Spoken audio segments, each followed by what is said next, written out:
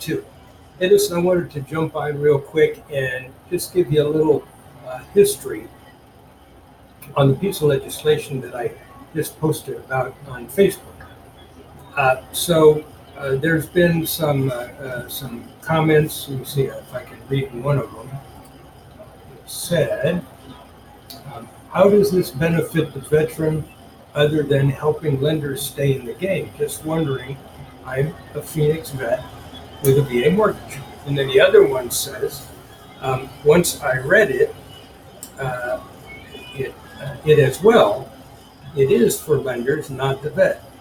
I'm in escrow. How? All right, good questions.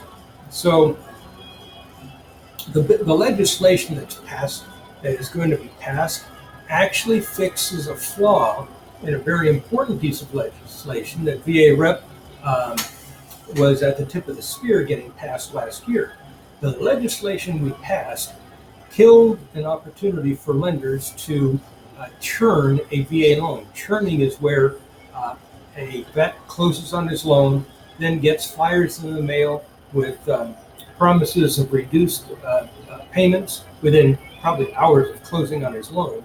He gets a flyer and he's encouraged to refinance his loan. He'll get a payment of maybe $50 or $20 less, but the closing costs for that second loan, the refinance loan, are stuck on top of his mortgage. So it goes from what he financed originally to adding another $4,000 to $6,000 if he's in a $200,000 loan. I remember we sent hundreds of examples of these types of egregious behaviors to Congress when we were passing the anti-churning bill last year, and it did get passed. It got signed into law. I'll explain to you what we're doing with the legislation that got passed now. So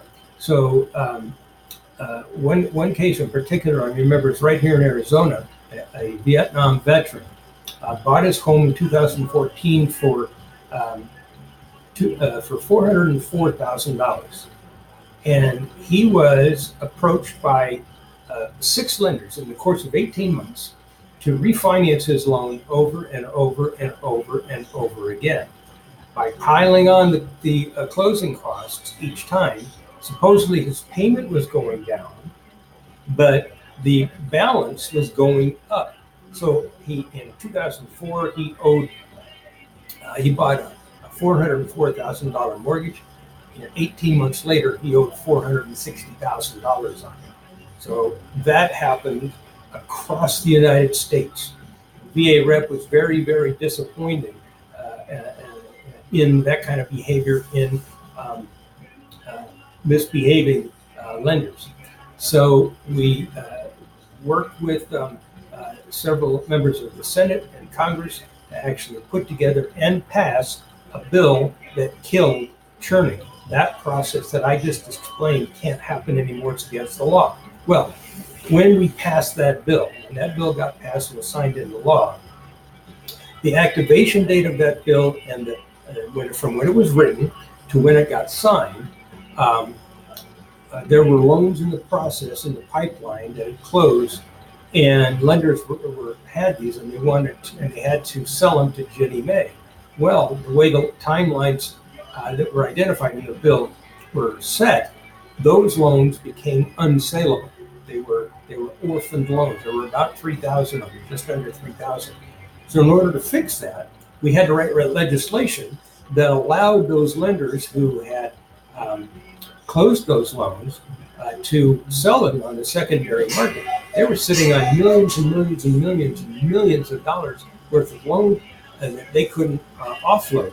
Last year, we actually got the bill written, but it was in November. We didn't have enough time to get it through Congress. So this year, then Congresswoman Sinema, now Senator Sinema, took office.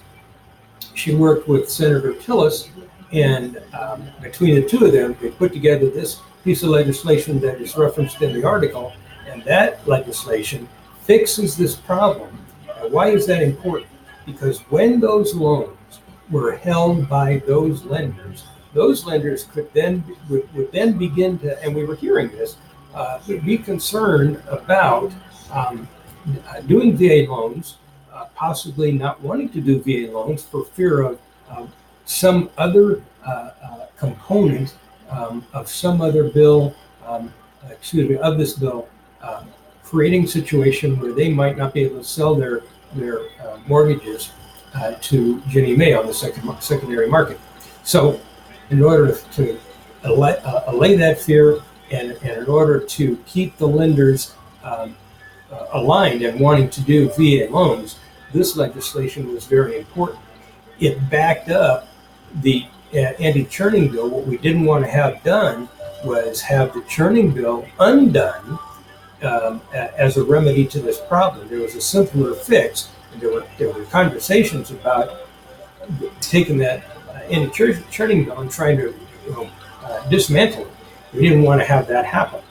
So in order to fix that, we've got this piece of legislation fixed, and now everything will be fine with the VA loan. And yes, we did help a small group of lenders who were holding on to roughly 3,000 loans to be able to sell them to Ginnie Mae. But in the long picture, in the big picture, this bill is designed, it backs up the anti-churning bill, which was the main piece of legislation that VA rep was the tip of the spear on last year. And we didn't want to have anything go backwards with the legislation we had already had passed. So in order to fix that, we did a new legislation, and that is why this is such a big deal. So I hope that helps explain what was going on with that, and that you all get a good understanding of what we were doing and what we did with this legislation. If you have any questions, please reach out to me. I'm G2. I'm the Arizona State Director and the National Legislative Committee Chair for VA Rep.